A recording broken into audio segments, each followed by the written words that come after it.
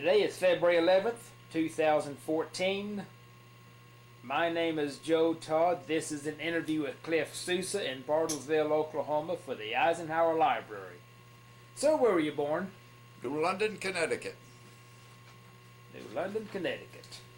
That's a big Navy town, isn't it? Navy, Coast Guard, Merchant Marine. And when's your birthday? February 7, 1923. 1923. Who was your father? Anthony Philip Sousa. And your mother? Mary Elizabeth Sousa. What was her maiden name? Garvey. Garvey. I had someone ask me if you're related to the band leader. No way, shape, or form. Okay. I'm first generation. Okay. First generation from Portugal. Portugal. Oh, so your family came. When did your parents come from Portugal? Oh, I don't know.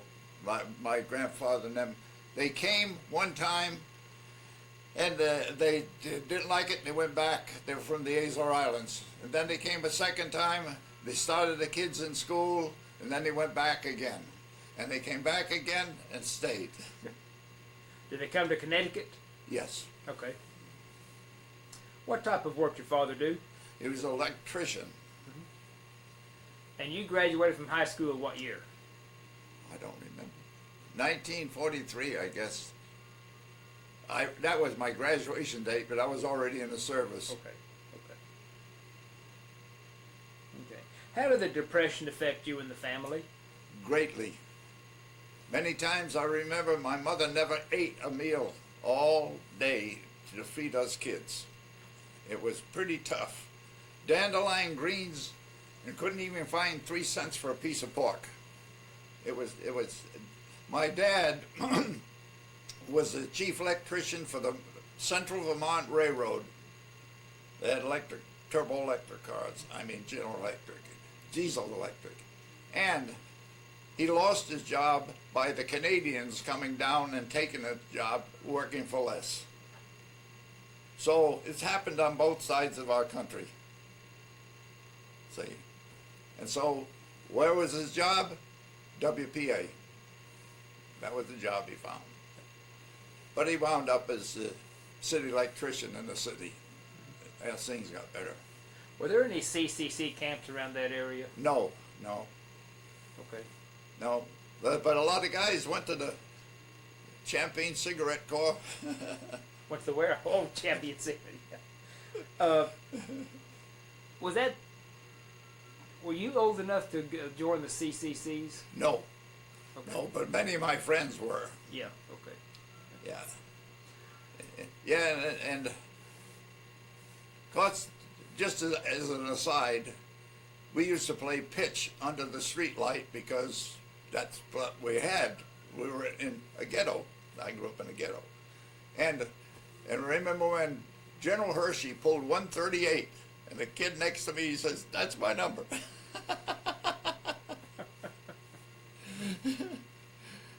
So describe the ghetto where you lived. Well, we lived what would be called the other side of the tracks. And it was a situation that immigrants or low-income or poverty people were set aside, even to church attendance. We had a separate place to go.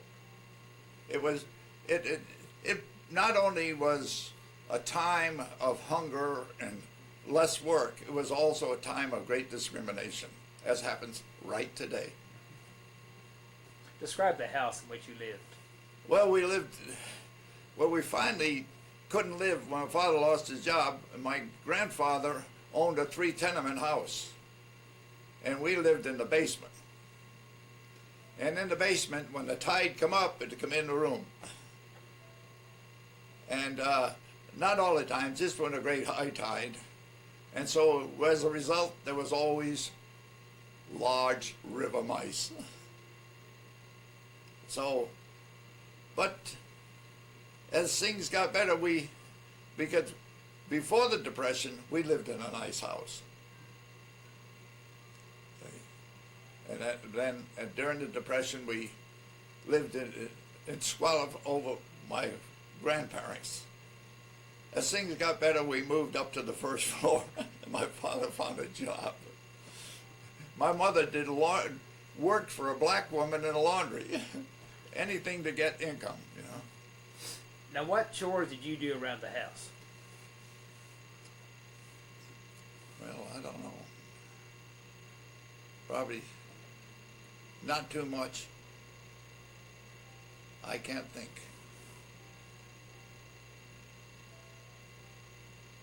Probably just tidiness in my room. Well, my room. 3 of us slept in the same room. My 2 sisters and myself.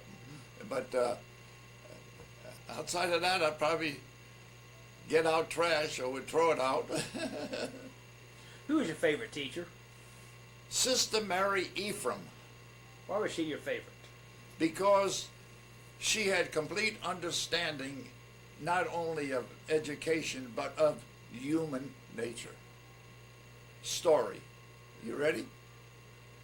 I am in the 7th grade, and she was given a test, oral, and she asked each student to say something, and she got to a boy named Nicholas Bonanno, and Nicholas didn't answer any of the questions, but she says, "Nicholas, what would you like to do?" And Nicholas says, "I like to sing B-I-N-G Billy Goes Down to the Bingo Farm."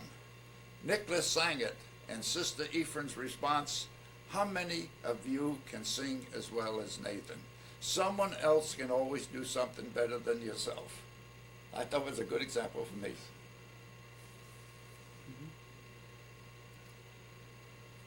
How many movie theaters were in New London? 2. Yeah. See, New London's about the same population as Bartlesville. And we used to go get 5 cents to go watch a serial movie, you know, on Saturday when we got 5 cents. That was when my dad got back to working. So, you went to the movies every Saturday? No, only when I get a nickel. Okay. Yeah.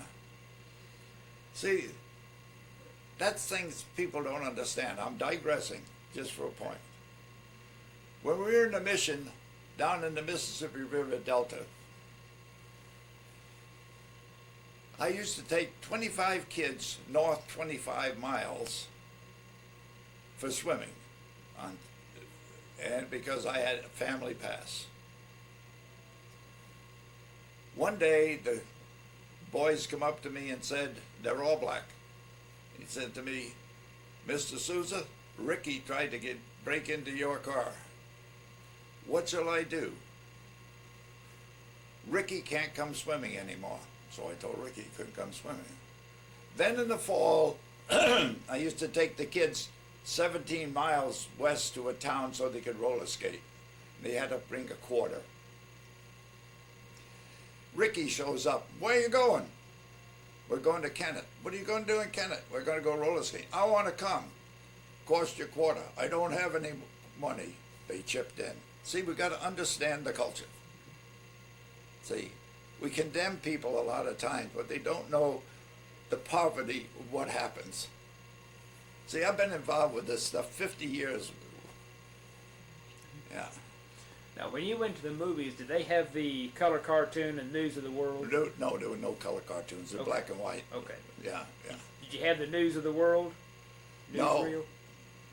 No, we only went for a movie that could have been a Western that took 6 months to show, you know, and you pay. Who was your favorite actor in those days? I don't remember. Okay. Were you aware of the war in China? Not really. No, really. Now, what do you think about the Spanish Civil War? The Spanish Civil War? Well, your family being from Portugal. Well, but they're not Spanish. Yes. See? But they're right next to Spain. Yeah, but that had nothing. I'm more interested in the Spanish Civil War than okay, the Spanish, you're talking about in the country? Yeah, 1936. Okay, well, I only know the results because we stopped in Spain on the merchant marine. And as a result, there was only very, very rich and very, very poor. There was no middle class like happened to us today in our country. The middle class was wiped out. But, you know, it brought about people like Franco that really hurt the country from that war. What do you think of the rise of Hitler in Germany? Well, I think probably I was unaware as much as other people were unaware until he started to move into Austria and Poland, and then we started to say, whoa, what's happening here? Remember, I'm a young person now, but I'm aware of what's happening in the world. But, you know, even our country didn't grasp it until Britain. Then we become aware of, hey, this is a catastrophe. What are we going to do about it? So what did you think when Germany invaded Poland in 1939? I say that's a kickoff. See, yeah.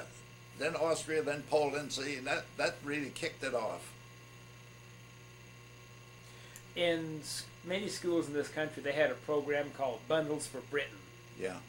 Are you familiar with this? No. That's where school kids gathered school supplies for the kids in Britain. Yeah. I remember it, but I was never involved in it. Okay. Where were you December 7th? December 7th, I was in Hartford, Connecticut, listening to the Three Sons. And as we came back, of course, we didn't have a radio in the car. We learned about it. As we came back into New London, people were saying about it. Who were the Three Sons? The singers. Okay. Yeah. Okay. So when you heard the about three black men. Okay. When you heard about the attack on Pearl Harbor, what'd you think? Well, I said that's coming to home. That's home base. Yeah, that's yeah. That was just like hitting San Francisco or New York.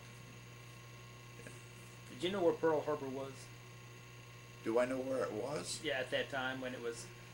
Not really. I knew it was a what do you call it? It wasn't a state at that time. It was Territory. Territory of the United States. After the war started, did you help with the scrap metal drives or rubber drives? Yes, paper drive, everything. Now, where'd you collect all the stuff that you gathered? Well, I think we just put it out in the street because there were no collection agencies. Okay. And then people come by and pick it up? Or? Yeah. Okay. How did rationing affect you? Rationing? It hurt. In fact, I got ration books in here. And I can remember that I got married and my dad gave me his ration book for gasoline. What car did you have in those days? Well, we had a Moon, we had a Whippet, we had a Pope Hartford. No, that's a truck. No, they didn't make it. It was a Hartford car. And these are models that are no longer in existence. These were made where? Well, the one of them was Indiana, and the Hartford, of course, was made in Hartford, Connecticut. And I don't know where the Whippet was made. I think it was a part of Studebaker. I'm not sure. Okay. So when did you join the Navy? I went in the Navy in 1943. And early, just an aside, Joe, I went in the Navy and I came to the recruit in physical, and they made me lie down for 3 hours because my blood pressure was high. And now they tell me my blood sugar is high. I've been high all my life. Why did you join the Navy over the Army or the Marines? I chose the Navy, and I didn't think I would, because I had worked at the submarine base. What'd you do? Installing cables for submarines, for charging cables. And when did you work there? Before the war. Okay. Then I worked also at Fort Mikey, Tyke, 3 little islands on coast when we were getting ready for coastal protection. We revived those old islands with the artillery for protection. I worked on those 3 islands out there in the Long Island Sound. Okay. And what are the name of those islands? Mikey. Ooh. I can't think. I'd have to look them up. Now, when you were growing up, did you have any contact with the sailors that were based there in New London? Oh, sure. Sure. You couldn't get away from it. Now, did this influence you to join the Navy? No. I just decided I never wanted to be in the Army. Okay. Where'd you go for boot camp? I went to, oh my gosh.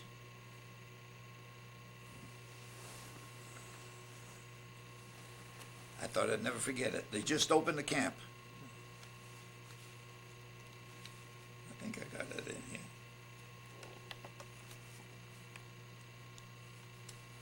What did I do with it?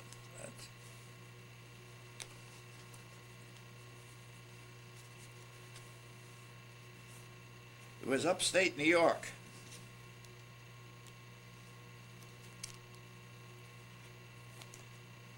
Well, probably lost it.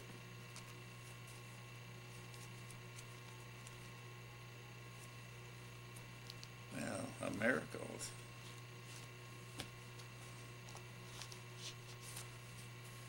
Whee!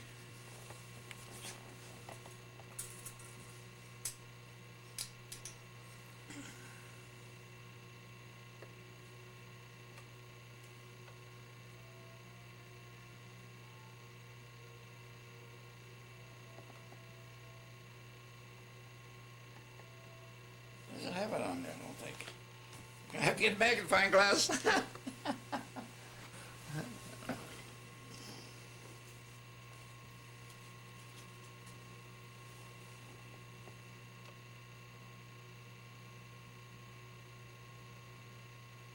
Sampson, New York.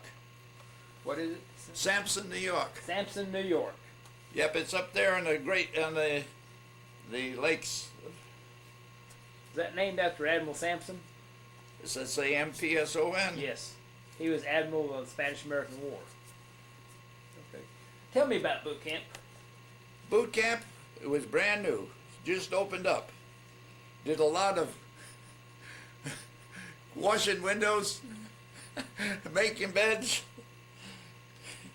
and not too much of, training. We had it, but it wasn't that intense. Mm-hmm. Now, you joined the Navy, you recall what month? It was early 43? Now we get it out again.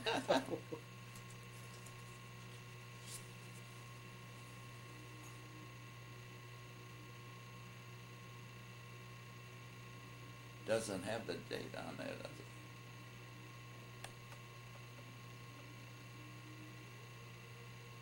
Don't make me get out my big discharge.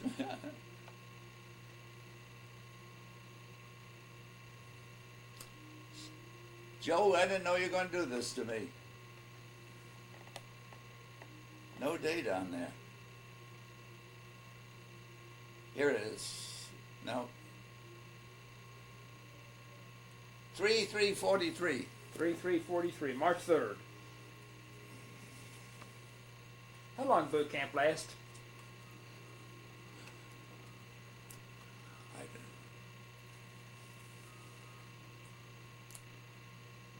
I don't remember. Well, that's okay. So what'd you do in Newport? I went to fire control school. Fire control. Now, what is fire control school? Fire control is the what would I say? The preliminary computer guidance for warfare. Yeah. But I didn't stay in it. I went and I was an electrician. Okay. Now, did you request a transfer to electrician? Yes, aboard ship. There was a vacancy, so I went in. Okay. Now, in fire control school, what guns did you train with? I don't know. I have no idea. So from Newport, where'd you go? I went to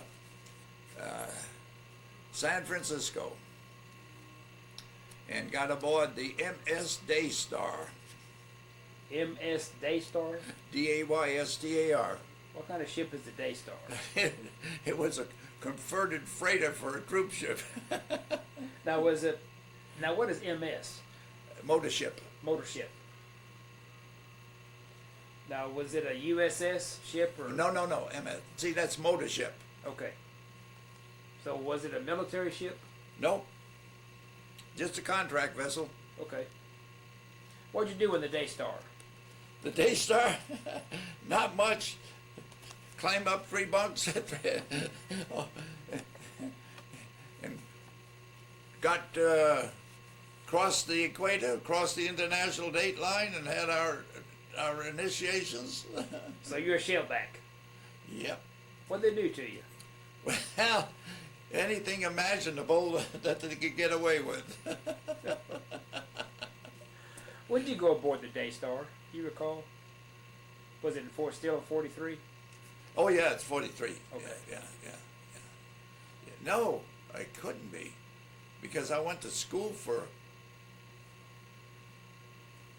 5 months, I think. Okay. I think it was 5 months. Yeah. That was a tough school, boy. More than half got booted out. Now, is this the fire control school? Yeah. Okay. So what were your duties on the Daystar? Oh, I was just a passenger. Oh, just a passenger. Yeah. Where'd you go? Went to Milne Bay, New Guinea. How did you pass the time on the trip? Well, it was torturous. There wasn't anything to do. Yeah, even to a situation that fresh water was limited, and guys were drinking water from a spout on that boiler compound, and we had dysentery. How were the meals on the ship? I don't remember, but I didn't miss a meal. Okay. What were you told to do in case the ship was torpedoed and Oh, sank? we had fire drill. We had what do you call them? Life-saving drills. Yeah. Enough lifeboats for everybody? No, but everyone got a jacket. Life jacket. I didn't ask. How did you travel to San Francisco? Train. Was it a troop train? I don't remember. Okay. I think it was, because I don't remember anything else. See, because it was the same way we'd go to Sampson, New York. It was all by train from Rhode Island to. Where'd you sleep on the train going to San Francisco? In the seat. When the train stopped, were you allowed to get off? No, we were. I don't remember exactly. Okay. I don't remember exactly. So what'd you do at Milne Bay? Milne Bay, I got aboard signed to the USS Conningham, DD 371. What'd you do there? I went aboard in the electrician's section, and I went aboard there as a seaman first class. Now, what does an electrician do on the ship? Well, we got everything from training torpedo motors to switchboard in the engine room to anything electrical on the ship. Where were your quarters in the Cunningham? I was on the middle bunk down in the. No, I have to tell you, the Conningham was built under the Washington Arms Conference, so a lot of it was aluminum to stay in the tonnage agreed upon, after World War I. So it was we were the oldest destroyer still operating with the fleet. The reason was this: we had a chief machinist mate who knew how to make water, and water is very important on any ship for the boiler. See? How long were your watches on the ship? Oh, they were either nighttime, daytime. But see, I got out of the watching. Well, no, my watching was in the engine room on the switchboard. Okay. Yeah, see, and they were 7 or 8 hour shifts. Now, was that your general quarters also?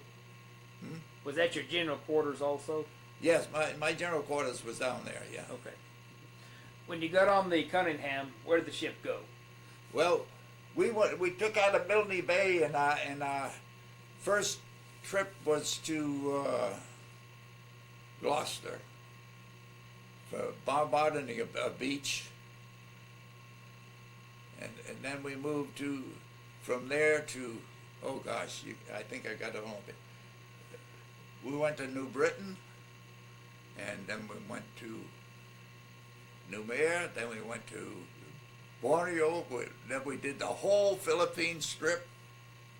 Well, we also did the islands in between. Yeah. Now, did you escort the convoys? No, we didn't work. We worked with the fleet. Okay. What a destroyer is expendable. In other words, give you an example in Borneo. In Borneo, we sit here like a duck in the water, and all that rolls over us is shells vroom, vroom, vroom, from cruisers and battleships, see? So, but we also will make runs, torpedo runs. We make depth charge runs. So, I mean, but it's all to protect the major ships. Okay. So your ship was expendable. Yeah, destroyers are expendable. Yes. That's what they are. And they bend. They're light and they bend. Okay. What's your most vivid memory of the Cunningham? Well, I would say the captain. We had a captain who was a full commander who never took an advancement, those temporary advancements during the war. And anytime he got an order from another ship, he'd blink him and he'd say, "What's your number?" But the most significant thing was, I had four different commands. The significant thing was, we're leaving the Philippines. We're going to go back to the States. And we got a call from the beach that we have some men that were going to return home. The captain signals back, "How long have they been here?" It was a bunch of officers that just got there. He refused to take them. "I want men that have been there." They sent back, "We cancel your orders to go home." So that's, I admire that man. He wanted the guys that had been there the longest to go. But politics in the service is just like politics in Washington. You know, you've been there. Oh, yeah. Yeah. How long were you on the Cunningham? I was I was in the Navy 3 years and 1 month. So I was on the Cunningham, I would say, almost 3 years. Yeah. At least 2 3/4 years. Okay. What were the major invasions that the Cunningham was involved Well, with? we did the islands. We did the majors, of course, that you hear about in the Philippines. Yes. See, we come in the first ones in the Philippines. We come in with all the kamikaze crap, you know. And then we marched all the way up. Then we went to Saipan, Tinian, Guam, and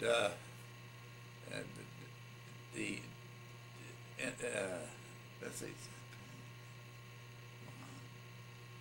We went to Okinawa, and then the war is turning down. Okay. What'd you do at Okinawa? Well, I must tell you this, and you probably won't like me. I became a pacifist. Now, I believe in defending our country. I believe in attacking the enemy. But when you attack children and women, I have a problem. They took shelter in the caves, and we were ordered to put 5-inch shells in the caves. Joe, my heart sank.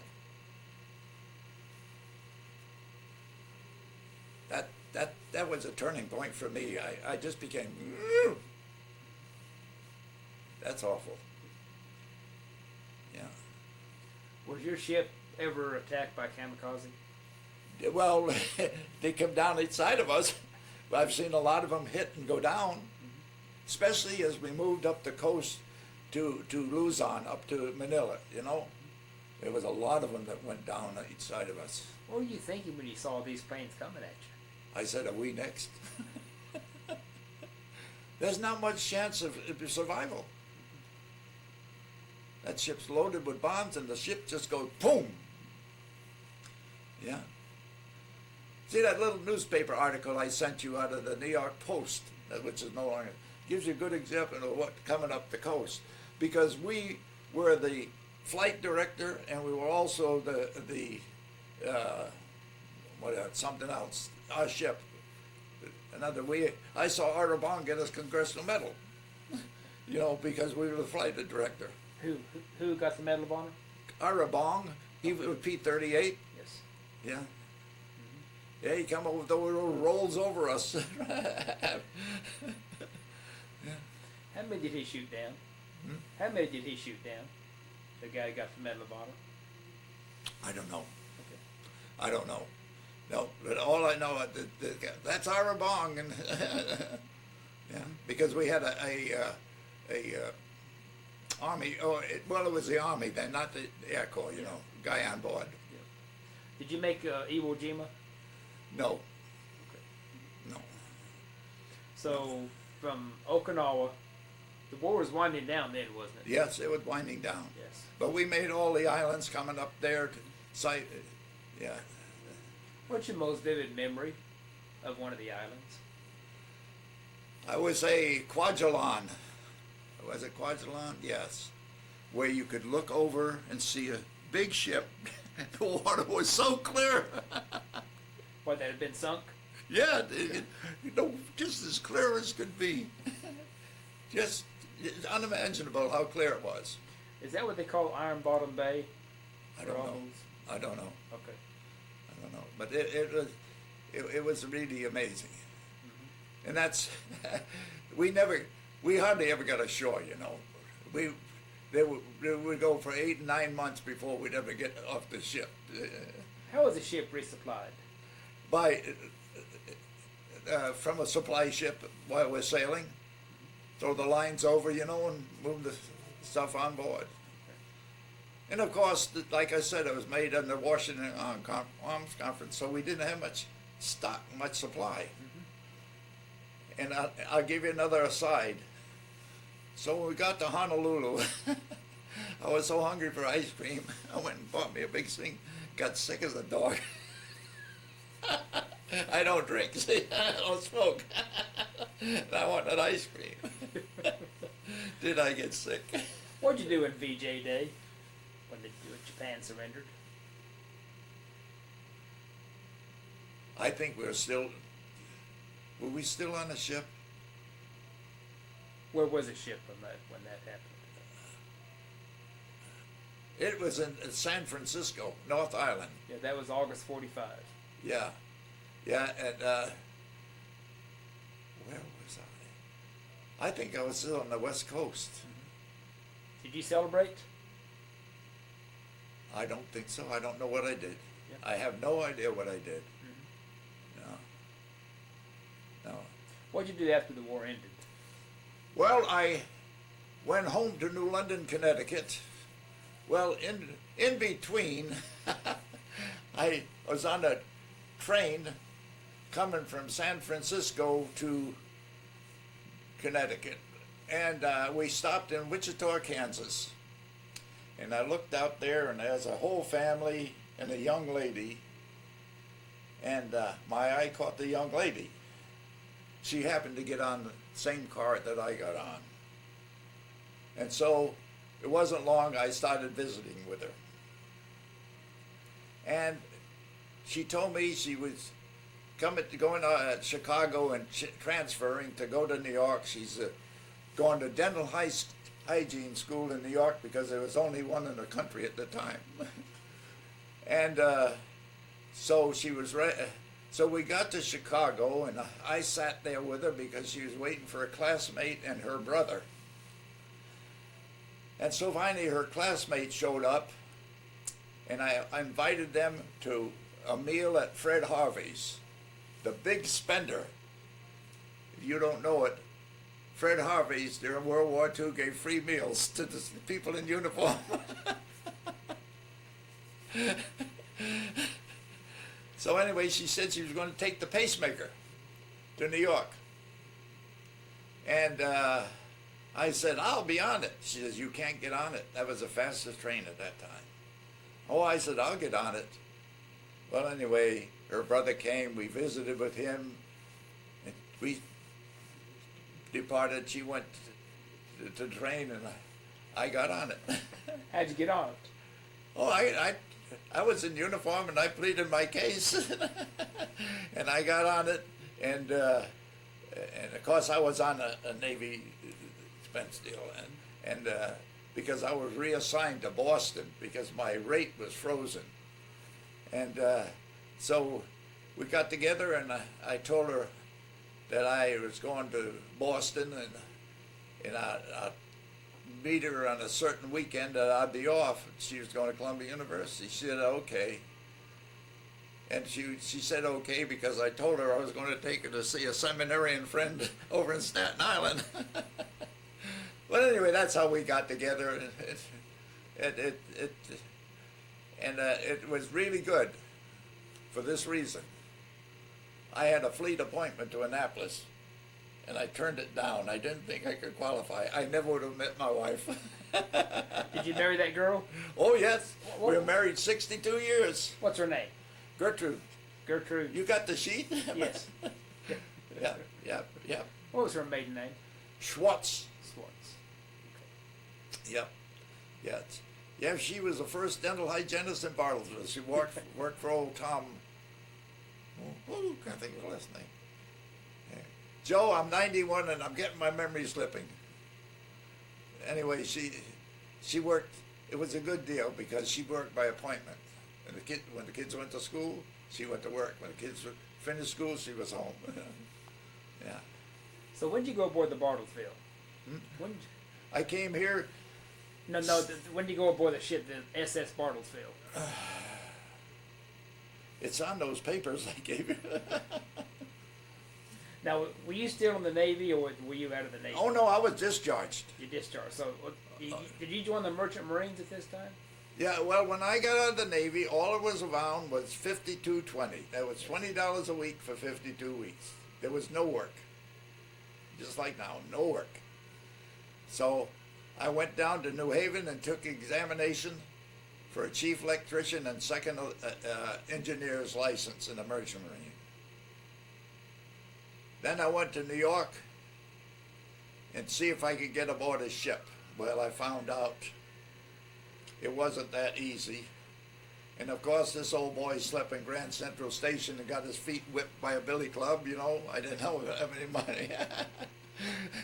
Then I rented a place for 25 cents, and then he rented it to someone else. So,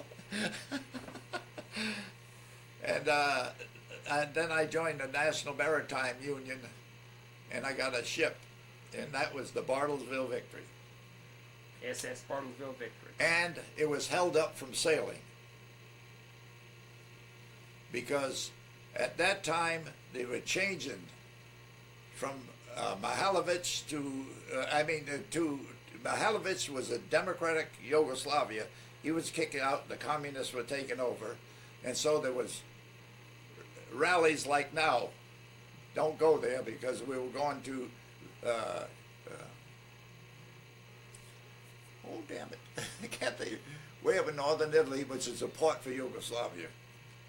And anyway, it quieted down, and no one wanted to sail it, so I went down there, and I got and they asked me if I wanted to sail on it, and I went down there and I talked to the captain and everything. I decided to sail on it, so I went to Coast Guard and got my orders and sailed on the Bartlesville Victory. What were your duties on the I was chief electrician.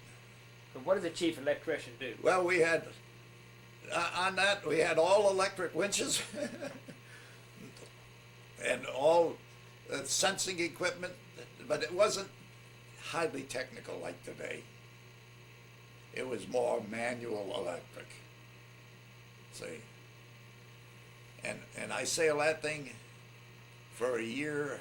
Then I got off and bought an engagement ring and went to Wichita and proposed to my wife. And then I came back and I sailed on a T2 tanker that we went down to Curacao and Aruba, and then we headed across through the canal to New Zealand. We were originally going to the Falkland Islands because that war was starting, but we went to New Zealand, and to come back after that, I got off the ship. I went to college. Okay. Now what does a victory ship do? What's the object of a victory ship? That's cargo.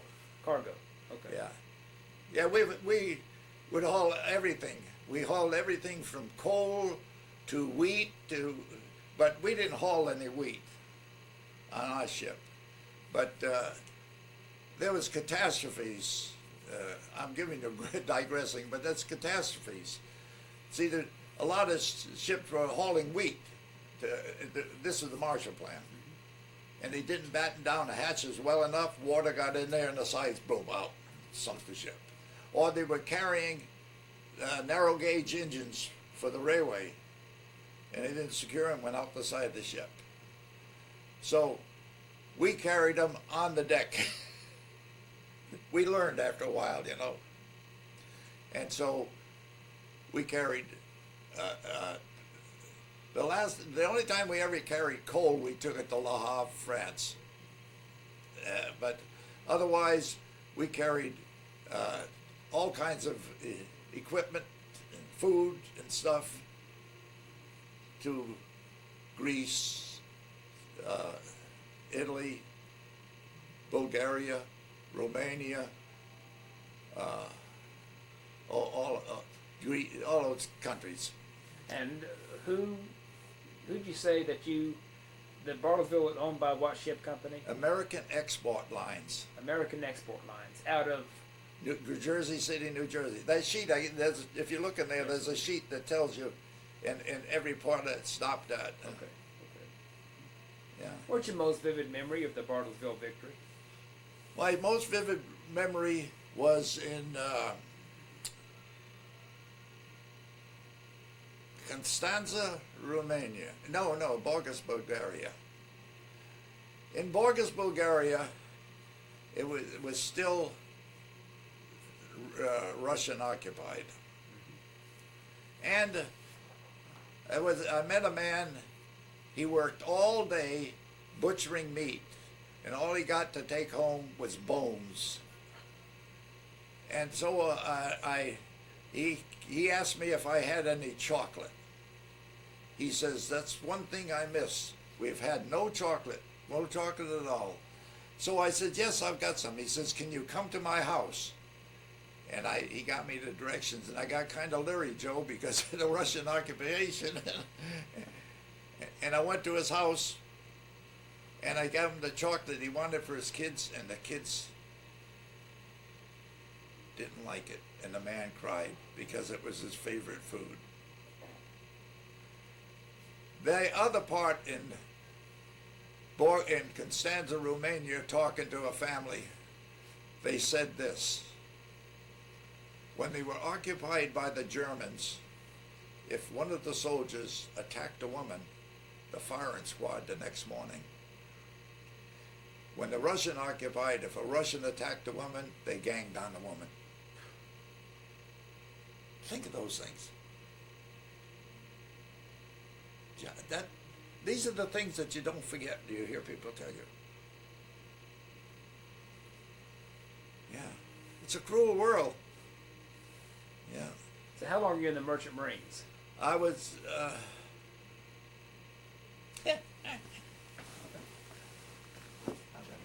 and,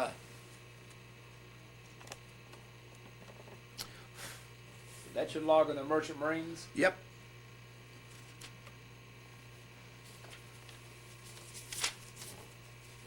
That's an old book. Look at that.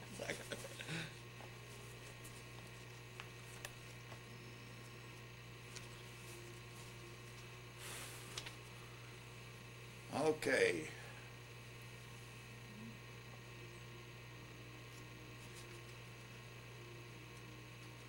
Wait a minute. I'm missing a page. It's July 46. Oh, this is the other way. That's going through the Panama Canal in July 46. I got to get over here.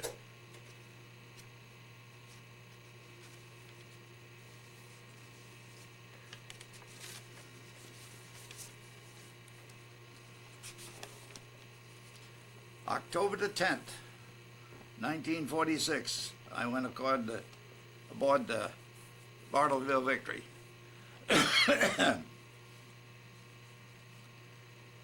We headed for Italy. Entered the Mediterranean on the 14th. I got a hold of it. Where were we, Joe? Oh, you were talking about where you've been on the Bartlesville Victory and how long you were in the Merchant Marines. Yeah, okay, let's see my sign-off date.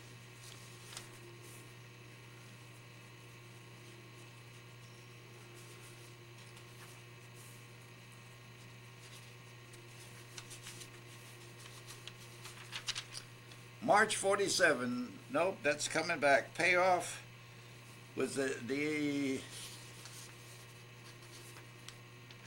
April 1, 1947. 1947. What'd you do there for the Merchant Marines? Oh, chief electrician. Like I told you, I had a second assistant engineer and a chief electrician. And on the Victory ship is all electric. And so we had all winches, everything else. Where on the wax hawse, that was all electric. Everything was electric. So it was a good experience for a young man. Why'd you leave the Merchant Marines? To get married, go to college. Where'd you go to college? Tri-State. Well, it's Trinity University, Angola, Indiana. And you studied? Electrical engineering. Okay. Which I said I'd never do. Now, when'd you come to Bartlesville? March 17, 1952. Why'd you come here? I came here because I was working construction, building hospitals and schools, and I was moving, and my family was growing, and I wanted to be settled down in one place. And so I talked to my brother-in-law who worked for city service, and he says, go to Phillips. So I'm putting an application in. I was living in Grand Island, Nebraska, working at the Cornhusker Ordnance Plant. So I put my application in at Phillips, and they asked me to come down. They come down here on the bus, and had an interview, and they said, we'll let you know. And then I got a letter saying that I was hired. So what do you think coming to Bartlesville and serving on the SS Bartlesville? I was said, where the hell is that place? I never even knew it. I was really, let's put it this way, I never thought that anything existed in Bartlesville, you know. Yeah. Would you join the Navy again? Me? No, I can't join anything. I'm 91 years old. Today, when you hear the name Adolf Hitler, what do you think of? Well, I think of a person that delirious, completely out of mental capacity, because no human could act like that. I mean, I would put him with the Genghis Khans and the rest of them. You know, just think about that. Everyone's got a conscience. Where was his conscience? You know, think of this. A madman. And what about all those people that got around him? No one challenged him. They became subservient. That's what's so bad about it. Just like Franco and Spain, they all got around him. No one challenged him. Or just like the Catholic Church in the Crusades, no one challenged them. Or the Inquisition, no one challenged them. Joe, we've gone through this in history, and it's just so sad. You know, they believe this, like this country believes it's a Christian nation, and they violate those tenets every day. I sit there every morning and read my Bible. And I try to look in my heart and said, am I doing this? Did I talk down to someone? Did I get rash with someone? Did I talk too much? I go through this every morning. We're all God's creatures. Don't make it what denomination or color or anything. You know? And that's the way I feel, Joe. When you hear the name Tojo, what do you think? Well, he's the same way. Same way. Yep. Yeah. Gone a wild, you know. Give it a little power. What about the guy in Venezuela? Same way. Chavez, give him a little power.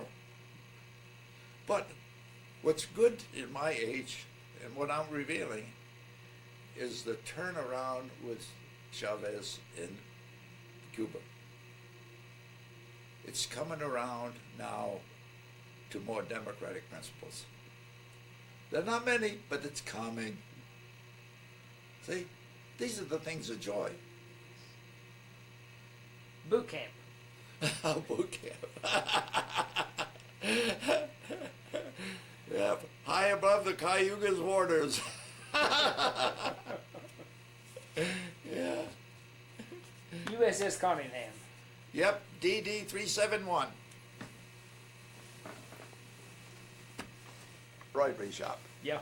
Because everything they had, World War II, and they had ribbons on here and everything. I wanted my ship. Story. I go on an honors flight 2 years ago.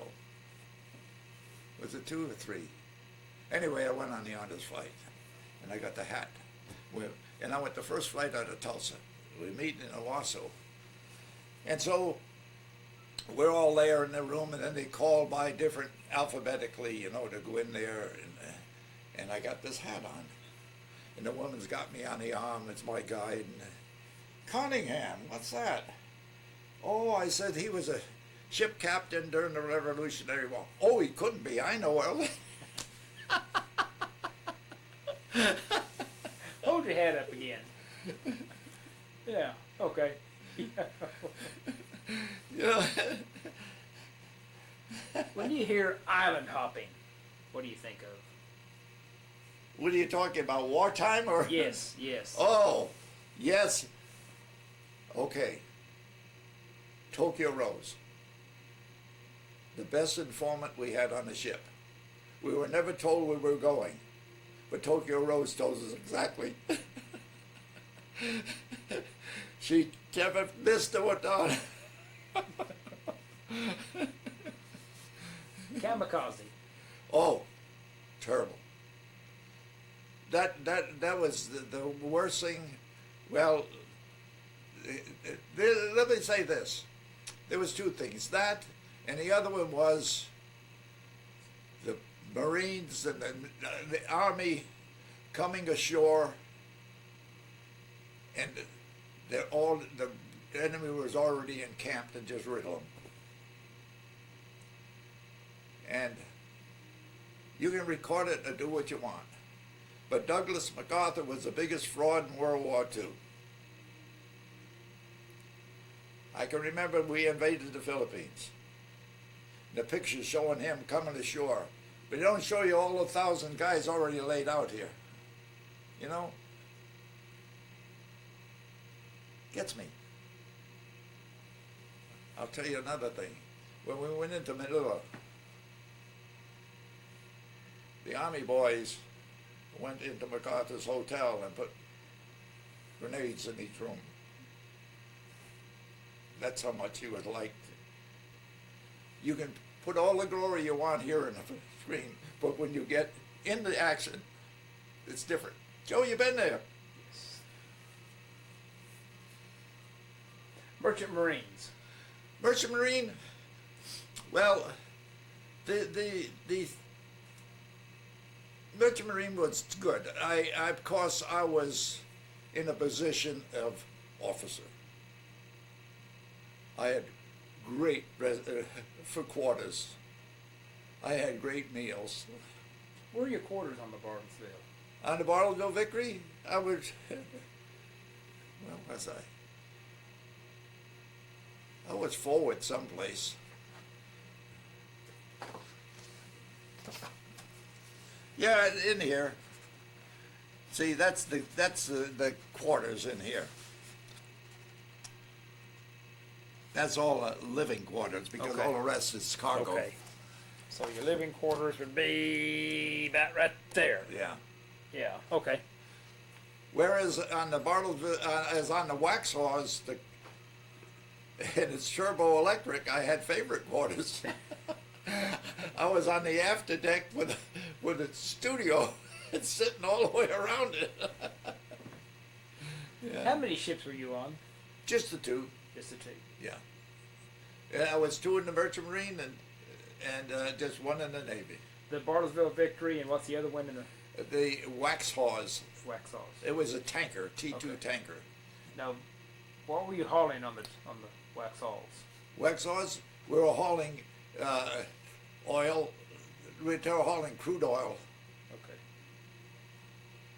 Yeah, we go down to Venezuela, and after we come back from New Zealand, we went to Venezuela, and we at Lake Maracaibo and took on oil and took it to Kilvan Coal, to the Esso refinery in New Jersey. Franklin Roosevelt. Franklin Roosevelt, I voted for him. My first election. Harry Oh, go ahead. That's all right. Harry Truman. Fabulous, fabulous. You ever been to Kansas City, up there at the museum? Great, great. Yep. Harry Truman was, I compare him with Paul Endicott at Phillips. No flair, no nothing. Puts his own stamps on his envelopes. Paul Endicott had his own phone in his house, not a company phone. Paul Endicott paid for all his mailings. Harry Truman did the same thing. They were down here, not up there. World War II. World War II, I don't think we won it. The aftermath cost us. It cost us more than it cost us for the war. And we're still paying it. Well, we're still paying for a lot more. Yeah. Joe, I believe in peace. But we can't make peace the way we're trying to make peace. We're trying to do it as almighty when we should be doing more negotiations. Right now, Iran, that country is dominated by a cult. Now we got a president who wants to talk to us, and the congressman saying, let's put more restrictions. Well, let us talk first, then put the damn things on. You know, see, I get on that internet and I read both sides, newspapers on this right and this left, and I go down the middle. And I'm not trying to be conservative or liberal, just like I'm registered as an independent. See, because there's two sides to every issue, and just yeah. How do you want to be remembered? Oh, I don't want to be remembered at all. Why? In fact, my great problem with my kids right now, I don't want a funeral or anything. I don't, no. Story. I like to do stories. Phil Lorenz and I don't know if you know Phil Lorenz. Phil Lorenz is a tremendous guy. He's 96 and he still goes visit prisoners. But Phil Lorenz and I were the only members of the NAACP. Now, this is years ago. And we used to meet at the Greater First Baptist Church. That was that big church over there. And it came to a time that we were going to send a delegate to New Orleans for the NAAC convention. And one woman named Parthena Barnes, B-O-N-D-S, who could not read nor write, said, I want to be the delegate. We all said, okay, Parthena, you go. Well, Parthena went. And when she came back, Joe, she sat down and she told me I never missed any discussion. I brought my alarm clock and I set it and I went, that's and that. And she gave a report that, I'm telling you, most learned people couldn't give a report. And she says, pin that rose on me before I'm gone. See? Yes. So we say, well, she's not educated. But she was more educated than us in her report. Yeah. Anything else you want to talk about? No, I just like world's great treasures. I listen more to public TV. I do too. Well, sir, this is an excellent interview.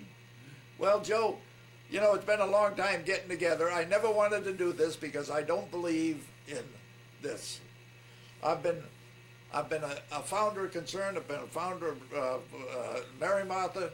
I've been in the Lighthouse wouldn't be here if I didn't get to the city council. But I don't want to. That's my duty. That's not something to be recognized for. I mean that. See, my wife and only took one recognition in our life because Jim Gilley was after us for that Bartlesville Award and everything. We said, we don't do that, Joe. We don't do that. I'll show you the award we accepted. Okay. Evangelization, what is that? Now, you got this for what? This is a National Lay Evangelization Award given out by the Paulist Fathers in Washington, D.C. And this award, I refused. When they approached me, I refused it. Why? Because we didn't want anything like that. Yeah. So I talked. We've been missionaries, and we did 3 years down in the Boot Heel in Missouri in the Mississippi River Delta. And I called the priest in charge that we were volunteering out of Chicago, and I told him, I said, Dick, I have a problem. I says, the Paulist Fathers wants to give us a National Catholic Lay Evangelization Award. And I says, we don't want it. And he said to me, who's going to speak for the poor? I said, we'll take it. See? That's the only reason we took it. It was a national deal. No, I worked with Caritas in northern Iraq. Oh, did you? They were phenomenal. Oh, yes. Yes. Yeah. There were two sisters up there, because we work with the Kurds in northern Iraq. Yeah, we were sure. helping to Yeah. rebuild their Yeah, I know villages and all Caritas. that. And those two sisters were phenomenal. Yeah, yeah. Yes. We were in 1980. My wife and I, we talked about it, about giving a few years of our life in service. And we went to Guatemala. And we went up in the hills. And what